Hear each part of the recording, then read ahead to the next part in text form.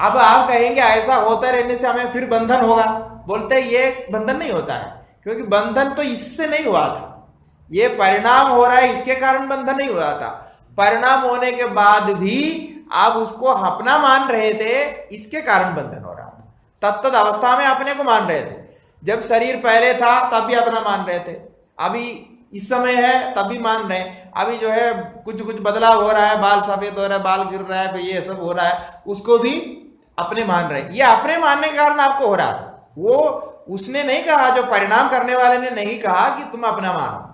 इसी प्रकार जब दही खराब हो जाएगी फिर भी आप सोचेंगे हमारे दही है, हमने दूध लाया, पैसे के लाए, ये हो गया, हमारा वेस्ट हो रहा है, इसको खा लेना चाहिए, तो ऐसा करके वो खा ले, वो अंदर जा करके बीमारी करेगा, परिवार ये करेगा, क्योंकि जो दही के बाद जो परिणाम हुआ है उसमें वो परिणाम को हजम नहीं कर सकता है शरीर, वो जो कीड़ा हो गया ना बैक्टीरिया, वो अंदर जा करके और कुछ कर देता है, और बहुत शक्तिशाली होते हैं, वो आपके अंदर विकार पैदा करेगा। और जिसको आप हजम कर सकते हैं, आपके शरीर के साथ मिला हुआ जो बैक्टीरिया का संबंध है जिस स्तर पे है, तब वो खा सकता है।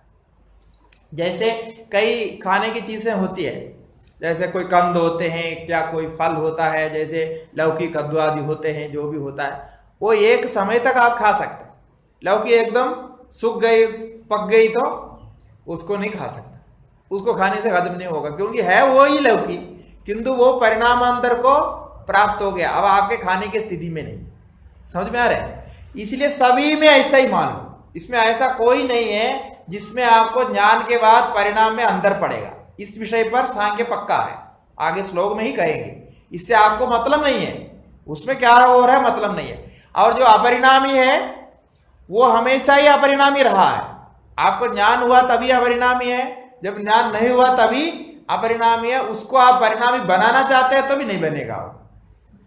अब नहीं जाना है तो आपने उसको परिणामी मान लिया, मतलब अपरिणामी के साथ मिले रहने से उसको परिणामी मान लिया है, वास्तव में कभी उसको परिणाम हुआ नहीं। यही स्वस्था आगा, ये शुद्धि साम्य इसको कहते हैं। सत्व पुरुष शुद्धि साम्य कैवल्य में जो शुद्धि साम्य कहने का अर्थ है, दोनों अपने अपने रूप में आ गया, अपने अपने रूप में आपने उसको समझने लगे। आ गया बिन आना भी नहीं है कुछ, किंतु उस स्थिति में आ गया, तब वो मान लिया।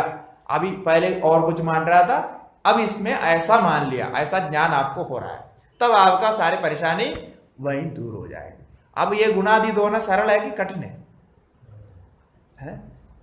बहुत सरल है, बहुत अत्यंत सरल है, इसीलिए तो ये सरलता से बोल रहे हैं, किंतु अत्यंत सरल होने से इतना सरल कैसे हो गया, इसलिए हम नहीं मान पा रहे। इतना सरल कैसे हो सकता है? ये नहीं हो सकता है, और कठिन होना चाहिए। इसका मतलब ये स्वामी जी जो बोल रहे हैं, जो बोल रहे हैं, इसमें कुछ ना कुछ गड़बड़ी है, क्योंकि इतना सरल तो हो नहीं सकता, ऐसा हम सोच रहे हैं। ये पहले से हमारा बहुत बड़ा कंडीशन ही है, क्योंकि हम ऐसे विकार को देख करके विकार के परिणाम का परिणाम पर ही हमारा विश्वास पूरा टिका हुआ है, उसमें हम अटूट विश्वास रखते हैं कि ये परिणाम होता है, ये सत्य होता है।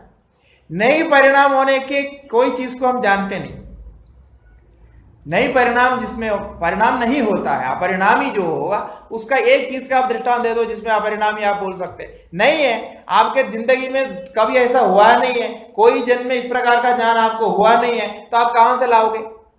अब जब शास्त्र बोलता है आपको बिल्कुल लगता है ये सब ऐसे ही बोल रहा है, होता ही नहीं ऐसा। तो ये परिणामित्व को मान करके परिणामी विकार के साथ तादाद में करके हमें फल है, अपरिणामी है तो उसको नहीं मान सकते, और परिणाम हुआ है तो हम देख लेते हैं, और परिणाम नहीं हुआ तो परिणाम नहीं होने की स्थिति को कभी हमने देखा नहीं, सोचा नहीं, इसीलिए हम मानते नहीं। और परिणाम नहीं होने की स्थिति सबसे सरल है, अत्यंत निकट अत्यंत सरल कोई है तो वो है, क्योंकि परिणाम होने की स्थिति को समझने के लिए बहुत कुछ आपको चाहिए, और नई परिणाम होने की स्थिति को समझने के लिए कुछ नहीं चाहिए, केवल वो विवेक जानने का मन चाहिए।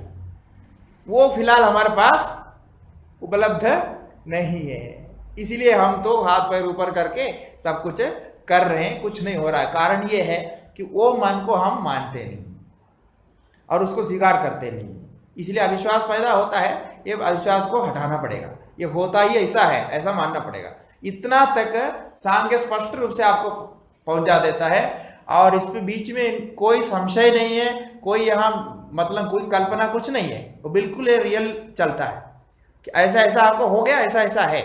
अब यहां से ले जाने के बाद आप दो तत्वों को जो ऐसा अलग अलग माना, ये गड़बड़ है। वहां आकर के वेदांत कह देता है ये दो तत्वों को क्यों मानना है, एक ही रखो। तो जो वेदांती यहां तक स्पष्ट रूप से समझ लिया ना सारे प्रक्रिया को, उसको वेदांत समझना बहुत सरल हो जाता है। क्योंकि और कुछ उसके वेदांत के प्रक्रिया के अनुसार और कुछ नहीं है। सृष्टि के अंदर आप कुछ भी अलग अलग सृष्टि मानो, सृष्टि कुछ भी मानो, वो तो अलग अलग सृष्टि है ही। वेदांत में भी एक सृष्टि की नहीं, अलग अलग सृष्टि बनाए उन्होंने, सारे मिलाकर के एक प्रक्रिया बनाया। कई लोग कोशिश कर रहे हैं एक प्रक्रिया में लाने के लिए, किंतु उपनिषद जब रहते हैं एक प्रक्रिया में नहीं ला सकता है, उधर उधर ऊपर नीचे ही है वो। और उसको एक बेस बना करके उसी के अंदर इधर जोड़ो, इधर का अंदर जोड़ो, ऐसा करके ब्रह्मसूत्र में व्यवस्था दी गई है। दूसरे अध्याय, तीसरे पाद, 14 पाद, ये सब उसी के लिए व्यवस्था दे रहे कि आप इस प्रकार से प्रक्रिया को मान करके चलो तब ठीक होगा करके। किंतु ये प्रक्रिया सब इसी के अंतर्गत है, इसके अंतर्गत ही मानना पड़ेगा। ये अपरिणाम तत्व को जानने के लिए आपको अपरिणाम तत्व की जानने की प्रक्रिया बुद्धि में लानी चाहिए। वो पहले देखो, हम परिणाम को ही मान करके सब कुछ चला रहे हैं। हमारे ईगो जो है अपरिणाम को मानने के सहायक नहीं होते, क्योंकि अपरिणाम को जब जैसे ही हमने मान लिया हमारे सब अस्तित्व खत्म हो जाता।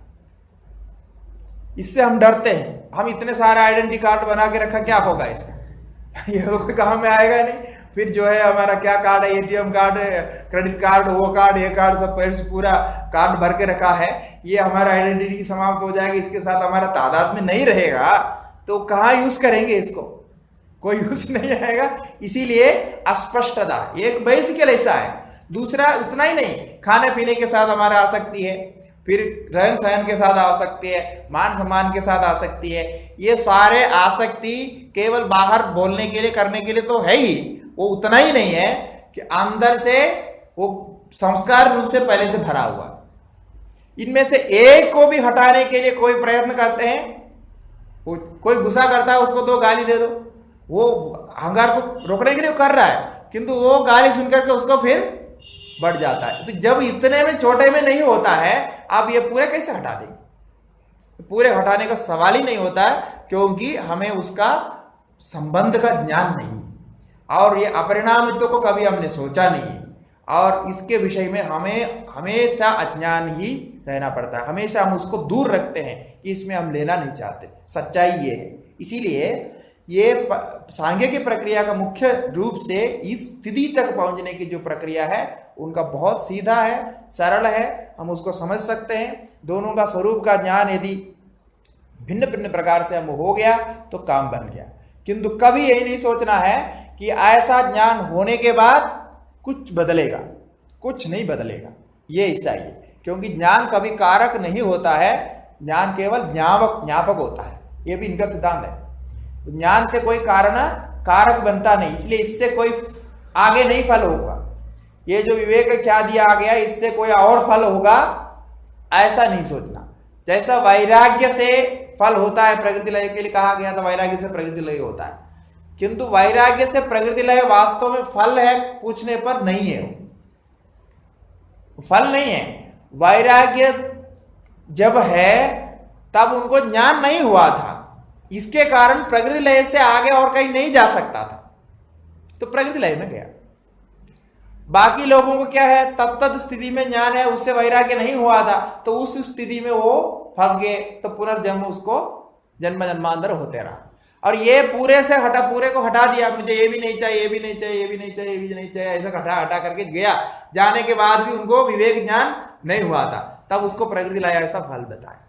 और कोई नहीं जा सकता था, क्योंकि मेटीरियल कॉज की दृष्टि से और कहां जा सकता था, और नहीं जा सकता था, पुरुष में नहीं जा सकता था। और हमारे यहाँ तो उसको भी परस्याम देवतायाम बोलते, देवता में ही स्थित रहता और कहीं जगह नहीं स्थित रहने से उसके साथ इसको मिला देते। अब इसी बात को आगे कह रहे कि अभी आप प्रश्न होगा, यहाँ बहुत बड़ा प्रश्न खड़ा हो जाएगा कि विवेक ज्ञान होने के बाद प्रकृति का क्या होगा और पुरुष का क्या होगा, प्रकृति कैसे अपने प्रयोजन को रोकेगी, कैसे यहाँ संयोग रोकेगा। तो बोलते हैं इसकी चिंता मत करो, इसका कोई मतलब ही नहीं है, संयोग रोकने की बात ही नहीं होता है। संयोग तो हमेशा ही रहने दो, हमेशा ही वहां रहेगा, क्योंकि दोनों सब है, दोनों सर्वत्र व्याप्त है, तो वो हमेशा रहेगा। किंतु दोनों एक है करके आपको ज्ञान नहीं रहेगा, आपको संयोग का ज्ञान नहीं रहेगा। इसलिए संयोग जिस स्थिति में है, दोनों साथ साथ में रह रहा है तो वो रहता है। जैसा आकाश और वायु दोनों रहता है, आकाश और वायु का दो तत्व है, ये दोनों साथ साथ में रहते हैं। तो आपको वायु आकाश को अलग जानना है तो वायु रहित स्थान में जाना पड़ेगा, वायु रहित स्थान की कल्पना करनी पड़ेगी, तब आप आकाश को जान पाएंगे।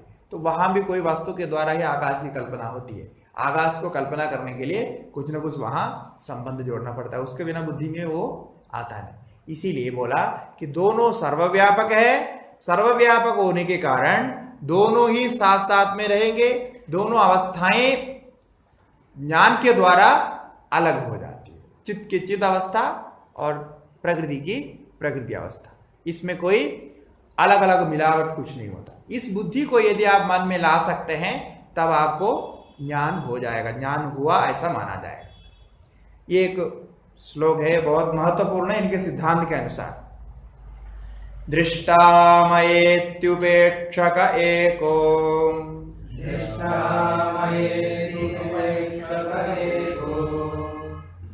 दृष्टाहमित्युपरमत्यन्या, दृष्टामयेत्युपेक्षक एको, दृष्टाहमित्युपरमत्यन्या,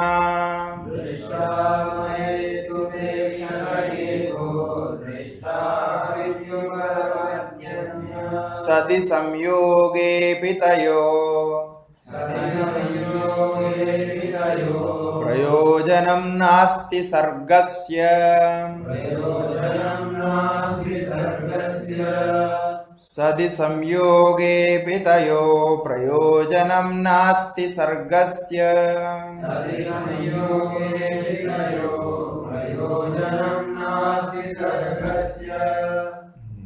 एकः मया दृष्टा इति उपेक्षकः। एक जो पुरुष है, एक से पुरुष को लेना, पुरुष तो ऐसा चिंतन करके उपेक्षा भाव में रह जाता है कि मेरा जो है काम हो गया, कृतार्थ हो गया, ऐसे भाव में पहुंच जाता है। जैसे कृतार्थ हो गया तो चुप हो जाता है। ये दृष्टांत के रूप में ऐसे मतलब समझाने के लिए दे रहा है। इसी प्रकार अन्य हम दृष्टा इति उपरमति, और जो प्रकृति है वो ये सोच करके उपरम करती है कि मुझे सब कुछ जो करना है वो कर लिया हूं, उसने प्राप्त कर लिया, दृष्टा हम, तो इसलिए वो उनका कृतकृत्यता हो गई, उधर कोई आगे का कोई संबंध नहीं है। तो दोनों अपने तरफ से दोनों अलग अलग हो गए। तो जो उपेक्षक है अब वो प्रकृति की अपेक्षा नहीं रखता, और जो प्रकृति है वो अपने काम करके, मतलब ये जो पुरुषार्थ दोनों करना था दोनों कर लिया। बंधन के द्वारा पुरुषार्थ 7 रूपों से किया और निवृत्ति के लिए पुरुषार्थ एक रूपेण ज्ञान रूपेण किया, इसलिए वो समाप्त हो गया। ऐसा हो गया तो तयोः सदि संयोगे भी सर्गस्य प्रयोजनम नास्ति। अब ऐसे दोनों साथ साथ रहने पर भी, या संयोग का अर्थ साथ साथ रहना, अत्यंत निकट सन्निधि से रहने को संयोग कहना है। तो वो जो संयोग से रहता हुआ भी सर्ग से प्रयोजन नास्ति। अभी सर्ग का कोई प्रयोजन नहीं रहा। सर्ग का क्या प्रयोजन था? पुरुषार्थ प्रयोजन था, भोग और अपवर्ग प्रयोजन था। वो प्रयोजन अभी सिद्ध हो गया तो फिर सर्ग मानने की कोई आवश्यकता नहीं, क्योंकि जब आप चाहिए करके संबंध करता है किसी से तभी आपको चाहिए, जब चाहिए करके संबंध नहीं है तो नहीं चाहिए, उसको फिर बनाने जरूरत नहीं ना। अभी खाना किस लिए बनाता है? खाना चाहिए, ऐसा खाना भूख लग रहा है, खाना बनाते हैं तो उससे सृष्टि होती है। अब खाना नहीं चाहिए सोचते हैं तो उसको सृष्टि करने की आवश्यकता नहीं होता है। इसीलिए सामान्य बात है ये। तो ये कहते हैं यहाँ हमारे टीका में कहा है, प्रकृति पुरुषयोर निवृत्तौ अपि व्यापकत्वात् संयोग अस्ति। यहाँ संयोग है क्यों माना है? इस पर ध्यान नहीं दिया, बहुत सारे विचार में इस पर ध्यान नहीं देता है। ये संयोग को मानने का मतलब ये अलग अलग कर दिया है, अलग अलग हुआ ही नहीं है, अलग अलग है उस स्थिति में। किंतु क्यों संयोग कह रहे हैं? अत्यंत निकट सान्निध्य क्यों बोलना पड़ता है? क्योंकि दोनों व्यापक है। दोनों व्यापक को साथ साथ में रहना पड़ेगा ना, वो अलग अलग नहीं रह सकता। जैसा अभी वायु आकाश का दृष्टांत है, जब वायु आकाश को आप साथ साथ मान सकते हैं, वायु भी तो व्यापक है, आकाश भी व्यापक है। भले ही जहां जहां आकाश है वहां सर्वत्र वायु नहीं है, किंतु हमारे लिए यहां तो वायु आकाश दोनों साथ साथ में रह रहे। खाली जगह जहां है वहां वायु है, और तो दोनों मिला हुआ रहता है। खाली जगह रहते हुए वायु नहीं रहता है तो वो क्या है, वो उसको करना पड़ेगा, खाली करना पड़ेगा, वायु को खाली करना पड़ेगा। हाँ, तो वो उस स्थिति में है। तो ये दोनों जैसा साथ साथ में रहने पर दोनों में कोई मुश्किल कुछ होता है, झगड़ा कुछ होता है? कुछ नहीं होता है, सब कुछ होता है। परिच्छिन्नता हो जाएगी दोनों में, जब दो व्यापक होंगे तो परिच्छिन्न हो जाएंगे। परिच्छिन्न हो जाए, दो व्यापक होता है, परिच्छिन्न नहीं होता है। ये परिच्छिन्नता के लिए इसलिए बोला ना, अब हम जिसको सोच रहे हैं व्यापक की दृष्टि से, हम परिच्छिन्न भाव से ही देख रहे हैं। परिच्छिन्नता के लिए क्या कारण है? वो देश काल वस्तु क्रिया कुछ ना कुछ सब बोलना पड़ेगा। यहां वस्तु के लक्षण मात्र ही है, बाकी देश काल और क्रिया यहां नहीं है, क्योंकि प्रकृति अपने स्वरूप के स्थिति में कोई क्रिया नहीं है, साम्यावस्था में है। पुरुष के कभी भी कोई क्रिया नहीं है, और दोनों में देश काल परिच्छेद नहीं है। तो देश काल परिच्छेद उत्पत्ति के बाद होता है। देश काल के परिच्छेद से आप उसको परिच्छेद मानना है तो देश कालों की उत्पत्ति अलग से माननी पड़ेगी। ये देश काल की उत्पत्ति अलग से वहां है ही नहीं, जब वो वहां माने सृष्टि नहीं हुई है, उस स्थिति में देश काल के परिच्छेद नहीं रहता है। इसलिए परिच्छेद को हम मन में रख करके सोचते हैं तो दो वस्तु माननी पड़ेगी। यही तो आपत्ति देते हैं, इनके अनुसार दो मानने पर आपत्ति यही देते, केवल इनके लिए नहीं है, परमाणु के सिद्धांत में भी यही देते। एक परमाणु दूसरे से भिन्न कैसे होगा, कैसे तुम मानोगे दो भिन्न है ऐसा? तो लक्षण से भिन्न होता है। इसीलिए लक्षण का भेद वस्तु का भेद से अलग रखना है। लक्षण का भेद मतलब एक चीज को ही हम दो लक्षण से दो मान सकते हैं, और दो मान करके व्यवहार करते हैं। यहां दो मानने की नहीं है, दो लक्षण के दो वस्तु है, एक जैसा ही रहते हैं, ऐसा है। इसलिए वायु आकाश का दृष्टांत दिया। अभी हम वायु आकाश को दिखाना है, इस हवा इस हॉल के अंदर वायु भी है आकाश भी है, कैसे दिखाएंगे? दो लक्षण देना पड़ेगा, जिससे आपको हाथ चलाने से स्पर्श का अनुभव हो रहा है वो वायु है, और जो शब्द जहां से उत्पन्न हो रहा है वो आकाश है, ऐसा कहना पड़ेगा, और कोई तरीका नहीं। इसलिए इस लक्षण के द्वारा हम कहते हैं उसको। किंतु परिच्छेद करने के लिए बाकी आप उपाधि देखेंगे, एक कार्यत्व उपाधि यहां मिलेगी। दोनों कार्य है इसलिए परिचिन्न होना चाहिए, ऐसा कहेंगे आप, वही वेदांत में करते हैं दोनों को अलग करने के लिए। किंतु ये कार्य भी नहीं है, ये दोनों को कार्य नहीं माना है उन्होंने, तो कारण रूप में है तो कार्य नहीं माना है, तो कार्य रूप परिच्छेद यहां नहीं आएगा। और जो दूसरा तत्व है, जो चित्त है, उसके पास तो कुछ भी नहीं है, ना वो कारण बनता है ना वो कार्य बनता है, तो उधर परिच्छेद लगाने के लिए आप कुछ नहीं लगा सकते। इसीलिए यहां एक मानने में सुविधा होता है। सुविधा यह है कि आप जिसके अंदर कुछ नहीं मान रहे हैं उसका स्वरूप को ही दूसरे को भी मान लो, क्योंकि अभी अलग करने के लिए लक्षण के द्वारा आपको अलग करना पड़ रहा है। इस सांख्य लक्षण के द्वारा अलग करके उसको रखा है। वेदांत में आगे बोला ये लक्षण के अलग करने की क्या जरूरत है, एक ही मान लो, इतना ही हुआ है, बाकी कोई फर्क नहीं। वहां भी वो अलग करके उसको परिच्छिन्न अपरिच्छिन्न बनाने की कोई व्यवस्था वहां नहीं है। तो यहां क्या है, ये पुरुष का स्वरूप में इनके सब कुछ स्थित है कि पुरुष का स्वरूप के कारण, पुरुष का स्वरूप ऐसा है कि वो सब में है और सबके साथ अलग भी है। ऐसा होने के कारण यहां प्रकृति और पुरुष का दोनों का संयोग होता है। और ये दोनों आपको परिच्छेद करने की जानने की प्रक्रिया में ये दोनों कैसे आप जान रहे हैं, केवल आप सूक्ष्म बुद्धि के द्वारा जान रहे हैं, और कोई जानने की प्रक्रिया है नहीं है। मतलब बाहर आपको दिखाना नहीं पड़ेगा, बाहर दिखा नहीं सकते, बाहर दिखाएंगे आप कार्य को ही, कारण को नहीं दिखा सकते। तो बुद्धि के द्वारा यहां भेद का ज्ञान हो रहा है। तो बुद्धि के द्वारा कैसे हो रहा है, लक्षण के द्वारा हो रहा है। तो लक्षण मात्र भेद है, वस्तु भेद यहां नहीं है। तो लक्षण भेद से उसी वस्तु को समझ रहे, इसके कारण उसको एक मानना, एक मान करके काम किया। किंतु इनके प्रक्रिया के अनुसार वो संयोग हमेशा ही रहेगा। इसका मतलब संयोग रहने जैसा है, वो अत्यंत निकटता, उसके साथ साथ रहना, दोनों मिलकर के रहेगा, ऐसे स्थिति में मानना पड़ेगा। इसलिए जो वहां क्या ऑब्जर्वर है, जो साक्षी है, और जो उसके साक्ष्य विषय है, प्रकृति है, वो दोनों अपने स्वरूप में है। अब यहां वो साक्षी साक्ष्य दृष्टा दृश्य संबंध भी नहीं रहेगा। क्यों? दृष्टादृश्य संबंध के लिए कार्य होना जरूरी है, वृत्ति होना जरूरी है, तभी दृष्टादृश्य संबंध बनेगा। वृत्ति नहीं है तो दृष्टादृश्य संबंध भी नहीं है, ऐसा रहेगा। तो वो उसका स्वरूप है। कहा इसी को ये सूत्र में तत्परम पुरुषख्यादे गुण वैतृष्ण्यम, ये स्थिति में गुण वैतृष्ण्य होता है, गुणों से भी उनके अलग स्वरूप में होता है। इसी को चित्त शक्ति का स्वरूप स्थिति और प्राप्ति ये सब बोला जाता है। अब यहां तक प्रक्रिया समाप्त हो गई। समाप्त होने के बाद अब पुरुष के स्थिति में जो अभी जिस पुरुष को ज्ञान हो गया ना, जीवात्मा, वो अभी तो है जिसको अभी ज्ञान हुआ है, जीवात्मा को ज्ञान हुआ, वो अब कैसा रहता हो, उसका कामकाज चलना चाहिए ना। अब वो प्रश्न आता है, ज्ञान तो हो गया, पुरुष और प्रकृति को उन्होंने अलग जान लिया, लक्षण जान लिया, ज्ञान हो गया, सब कुछ हो गया, किंतु कैसे रहेगा। अब ये तो सबके लिए समस्या है, किंतु इनके लिए कोई समस्या नहीं है।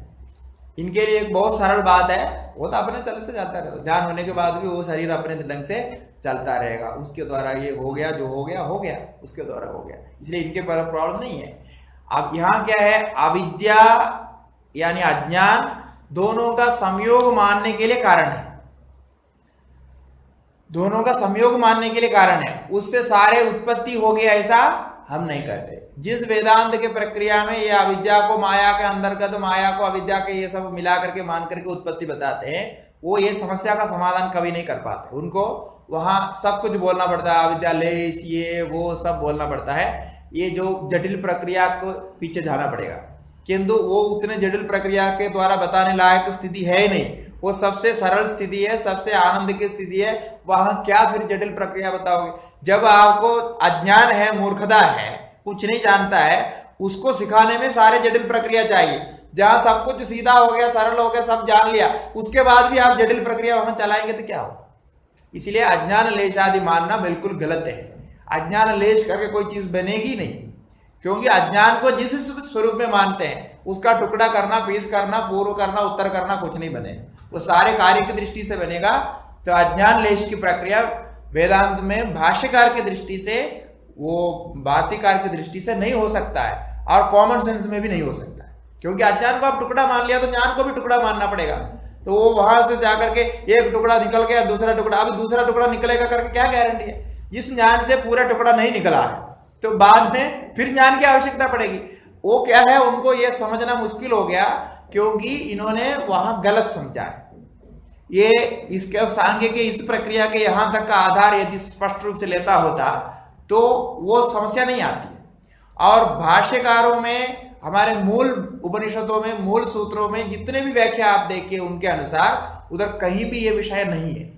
भाष्यकार तो एक कहते स्पष्ट रूप से, जिस ज्ञान से स्वरूप का ज्ञान होता है उसी को ही हम साक्षात ज्ञान कह रहे हैं, बाकी कोई ज्ञान हमारे लिए नहीं। वो सब अपर विद्या में है, ज्ञान होता है, अभ्यास होता है, ये सब करते हैं। इसीलिए भाष्यकार तो वहां तक माना है, अभ्यास उसके लिए है, ज्ञान के अभ्यास, विचार के अभ्यास आप करते हैं, वो आवृत्ति रसकृत उपदेशात ऐसा सूत्र है ब्रह्म सूत्र में। तो वो आवृत्ति रसकृत उपदेश होता है, बार बार उपदेश होता है, उसका अधिकारी के लिए है। ऐसे अधिकारी, मध्यम अधिकारी है, उनको बार बार उसका मनन करना पड़ता है। और सांख्य सूत्र में भी ऐसे ही एक सूत्र है, आवृत्ति रसकृत उपदेशात, ऐसा ही सूत्र काबिल के सांख्य सूत्र में भी है। वो भी वही कहता है कि जब तक आपको नहीं होता है उसके अभ्यास आपको करना पड़ेगा अधिकारी को लेकर के। किंतु जब ज्ञान होगा वहां कुछ भी बचा करके नहीं होगा, क्योंकि जब रज्जु का ज्ञान आपको हो गया, उसमें सर्प का एक टुकड़ा भी वहां बचा हुआ नहीं रहता। ऐसा है नहीं रज्जु का ज्ञान हो गया, उसका सिर, सर्प का सिर रह गया, फिर पूंछ चला गया, फिर पूंछ रह गया, फिर ये ऐसा थोड़ा होता है। वो तो ज्ञान है ही नहीं। आप किसी में भी किसी भी प्रकार का ज्ञान लिए, यदि उसका ज्ञान हो गया तो वो पूरा ही होता है, यदि नहीं है तो नहीं होता। अभी जैसा अभी इधर से आप ज्ञान कर रहे, एक तरफ का ज्ञान हो रहा है, इस तरफ का ज्ञान नहीं हो रहा है, तो इसलिए आप इस तरफ का ज्ञान विषय के संबंध में कर सकते। जिसमें अवयव होता है वो अवयवों का ज्ञान एक एक अवयव से होता है, पूरे अवयव का साथ में ज्ञान नहीं होता, क्योंकि आपके जो दृष्टि संयोग का संबंध जहां होता है वहां उतने ज्ञान होगा, इधर का ज्ञान होगा, जब इधर का होगा तो इधर का नहीं होगा, ऐसा होता है। ये अवयव वस्तु में ऐसा होता है। निरवयव वस्तु में कभी भी ऐसा ज्ञान को पार्ट्स नहीं मान सकते, इसीलिए वो प्रक्रिया जटिल इसलिए बना, इसलिए बन पड़ा कि ये स्थिति को बताने के लिए। किंतु अभी इनके यहाँ तो सरल है, सम्यक ज्ञान हो गया, वो अपने स्थिति में रहता है और प्रारब्ध कर्म सा शेष रहता है, इसके कारण इनका चक्र चलता रहता है। और इनके प्रक्रिया के अनुसार एक बड़ा बढ़िया ढंग से एक उत्तर ये देते हैं। ये क्या बोलते हैं, देखो हमारे सृष्टि प्रक्रिया में देखो कैसा होता है शरीर का निर्माण। शरीर का निर्माण पंचभूतों से होता है। पंचभूत जो है अहंकार से बना है। पंचभूत अहंकार से कौन से तत्व से बना? अहंकार का 3 विभाग किया था। हाँ, उसमें जो भूदादि अहंकार है, तामस वृत्ति वाले भूदादि अहंकार है, उस अहंकार से ये बना है। तो भूदादि अहंकार तामस वृत्ति है, समझ रहे ना? ये ध्यान से समझना, ये क्या प्रक्रिया बोलते हैं इनके वहां, बढ़िया है ये। तो तामस प्रक्रिया है, तामस के द्वारा हुआ है, और वो उत्कट तामस है। उत्कट तामस का मतलब वो शरीर जो बन गया अत्यंत स्थूल बन गया, तो स्थूल में तमस का भारीपन, स्थिरता, वो ये जो सब आ जाता है, आवरण सब आ जाता है। अब ये जो ज्ञान बना है ये अत्यंत सात्विक बुद्धि में बना है। शुद्ध सात्विक में सत्व के यदि कोई परम काष्ठ अवस्था है उसमें बना है। इसके विषय में भाष्यकार का वाक्य है, हम उसको सुनाएंगे आज, उसका जो इसके संबंध में जो कहा है बिल्कुल इसी को भाष्यकार ने गीता भाष्य में कहा। तो अत्यंत शुद्ध स्थिति में, सात्विक स्थिति में बना है, और यह शरीर क्या है? स्थूल में है और तामस वृत्ति है, और वो है अत्यंत सात्विक वृत्ति जो समाधि अवस्था में प्राप्त होती है। ये 2 एंड है। बीच में क्या चाहिए था? रज चाहिए था, रजोगुण। रजोगुण की सहायता चाहिए, रजोगुण तो रहता ही है, किंतु यहां अभी क्या हुआ, रजोगुण भी बहुत कम से कम स्थिति में आ गया, क्योंकि उन्होंने क्रियाओं को छोड़ दिया धीरे धीरे। वैराग्य के कारण क्रियाओं को समाप्त कर लिया था, और क्रियाओं का संस्कार जैसे जैसे समाप्त होते हैं, रज के कार्य ऐसे वैसे समाप्त होते हैं। और शरीर रह रहा है सत्व तमोगुण के 2 संबंध से, एक तो प्राण भी तमोगुण का है और उसका वो पंचभूत कार्य भी तमोगुण का है। उसका स्थूल रूप पहले से बना हुआ है, और अभी वो किस स्थिति में पहुंच गया? मन बिल्कुल शुद्ध स्थिति में पहुंच गया है। तो क्या है सच्चाई? ये है कि ये शुद्ध सात्विक स्थिति में पहुंचा हुआ जो मन है, या कोई विचार, कुछ भी आप कहो, बुद्धि है, जो तत्व है, उसको ऐसे शक्ति नहीं है, ऐसे ताकत नहीं है जो अत्यंत घनिष्ठ तमोगुण है उसको नष्ट करे। समझ में आया? क्योंकि वो बड़ा हुआ घनिष्ठ है, ये सत्व गुण में ऐसा ताकत नहीं है। क्यों नहीं है? क्योंकि सत्व गुण का सारा लक्षण आप देखिए, जब अत्यंत निर्मल सत्व में पहुंचेगा वो क्रिया को बल नहीं मिलेगा उसको। ऐसे हमने कहा था शरीर में उनका कमजोरी रहता है, ये मतलब सभी उसका इस प्रकार से हो जाता है। ऐसा ही सत्व गुण का सारा लक्षण हमारे आयुर्वेद शास्त्र में सब जगह कहा है, और वैसे सत्व के सूक्ष्म स्थिति में है। अब वो इसको डिस्ट्रॉय नहीं करता, इसको विनाश करना चाहे तो नहीं हो सकता उसको। समझ रहे ना? एक मिट्टी का ढेला है, बहुत स्ट्रांग है, और कोई बच्चे का हाथ से बोले, हाथ से उसको तोड़ने के लिए बोले, हो सकता है क्या? बच्चे का हाथ इतना सॉफ्ट है, इतना वो मुलायम है, उसमें वो ताकत नहीं रहती है, मिट्टी के ढेले को भी नहीं तोड़ सकता। लेकिन आप अपने बल पर तोड़ सकते हैं, क्योंकि इसके बीच में इसमें कोई भी परिणाम लाना है, डिस्ट्रॉइंग है या क्रिएशन है, कुछ भी लाना है, इसमें मजबूत मतलब बहुत घने बल के कारण राजसिक वृत्ति चाहिए। और राजसिक वृत्ति को उन्होंने पुनः पुनः अभ्यास के द्वारा कम कर दिया, और वो कम नहीं होगा। नहीं होने की स्थिति में कभी ये शुद्ध सात्विक स्थिति में समाधि को प्राप्त नहीं कर सकता। तो इसमें ये संबंध के प्रक्रिया के संबंध में देने से एक ही मन में हो रहा है। जो मन तामसिक वृत्ति के द्वारा शरीर को धारण कर रहा है, प्राण को धारण कर रहा है, वही मन के शुद्ध सात्विक स्थिति में ये हो रहा है, क्योंकि ये तीनों गुण साथ में रहते हैं, अलग अलग तो है नहीं। किंतु वो वृत्ति में ये बल नहीं है इसको नष्ट करने के लिए। अलग होने पर भी वो क्रियात्मक रूप से नष्ट नहीं कर सकते। तो क्या होगा फिर? उसका सौदा जैसा परिणाम होगा, नष्ट हो। जिस पत्थर को आप तोड़ नहीं सकते हैं, जिस पेड़ को आप काट नहीं सकते हैं, और इतना बड़ा जो है उसमें बल प्रयोग करना पड़ता है, जिस पहाड़ को आप उठा नहीं सकते हैं, बदल नहीं सकता है, ऐसे को क्या करना पड़ता है? वो छोड़ देना पड़ता है, अपने आप उसका परिणाम आकर के मर जाएगा। कोई भी ऐसा पेड़ दुनिया में नहीं है वो परिणाम आने पर नहीं पड़ता है। लेकिन अब उसको तोड़ने गए नहीं होगा। ये पहाड़ आदि जो दिखाई दे रहा है सब अपने परिणाम के द्वारा परिणत होगा, बलपूर्वक उसको बदलेगा। जैसा इसका सबसे बड़ा उदाहरण है, हमारे जो गंगोत्री आदि में बर्फ में जो लोग रहते हैं उनको एक्सपीरियंस होता है कि बर्फ जब ठंडी का समय रहता है, बर्फ जो गिरता है वो इतना मजबूत होता है कि आप उससे किसी को उठा करके, वो पीस उठा करके मार दिया ना किसी को, वो उसका पूरा शरीर कट जाएगा, आदमी मर जाएगा। चाकू से भी तेज रहता है। और क्या बोलते हैं, पत्थर से उसको तोड़ेंगे तो नहीं टूटेगा, उसके विशेष ढंग से तोड़ना पड़ता है। ऐसे इतना ग्लास, जो ग्लास क्या है, ग्लास भी टूट जाता है, वो नहीं टूटता है, उसका बहुत बल रहता है। किंतु इसका पूरा बल कहाँ कब तक है, जब तक ठंडी तेज है। ठंडी जैसे जैसे कम होती जाएगी, आप देख रहा, वही बर्फ कुछ नहीं है उसका, वो ऐसा पानी बन जाता है, वो ऐसे ही चूर्ण हो जाता है। तो वो घनिष्ठ होकर के ग्लास बन जाता है। ग्लास बनने के बाद वो पीसेस आपको काट के निकालना पड़ेगा, और वो पीसेस को जैसा जहां रखेंगे वही वो बल प्राप्त करेगा, और जिसको जो पकड़ेगा उसको भी खत्म करेगा, और जो उसमें लगेगा उसको भी खत्म करेगा। सब कुछ करता है, सारे शक्ति है, किंतु तब तक ही है जब तक वो गर्मी नहीं आता है। गर्मी आने पर सौदा परिणत होकर के वो पिघल करके उसका कुछ नाम निशान नहीं है। अब देखो कैसा हो रहा है। तो वो स्थिति की बात है, वो स्थिति विशेष में अब तम का बल के कारण ये सब बना हुआ है, और ये सत्व गुण में आपने वहां जाके सब कुछ किया।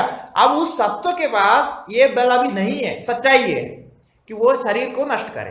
अब वो शरीर अपने प्रारब्ध जो जो उनका पहले प्रोग्राम हुआ उसके द्वारा वो नष्ट होता ही रहता है, इसमें कोई चिंता करने की बात नहीं। ऐसे इनके पास सही व्याख्या इनके ऐसा है, ये बिल्कुल ठीक बैठता है। इसीलिए वहां कोई कॉन्फ्लिक्ट नहीं आता है, वहां कोई संयोग चाहिए, फिर ये चाहिए वो चाहिए, कुछ नहीं है। वो जो भी खाना खाने की इच्छा होती है वो मन में होता है, वो इसके कारण हो रहा है, शरीर के साथ संबंध करके। पहले बताया ना, शरीर के साथ मन के साथ ये संबंध होने से वो खाना भी खाएगा, सब कुछ करेगा, क्योंकि उससे गुणान एदान अधीत्यत्रीन देही देह समुद्भव, 3 गुण है, उनका अपना कार्य कर रहा है करके वो अपने उससे अलग हो जाता है। इतना ही वहां होगा। इसी को चक्री का दृष्टांत यहां देंगे। अच्छा, इसको सायंकाल देखेंगे। ओम पूर्णमदः पूर्णमिदं पूर्णात् पूर्णमुदच्यते पूर्णस्य पूर्णमादाय पूर्णमेवावशिष्यते।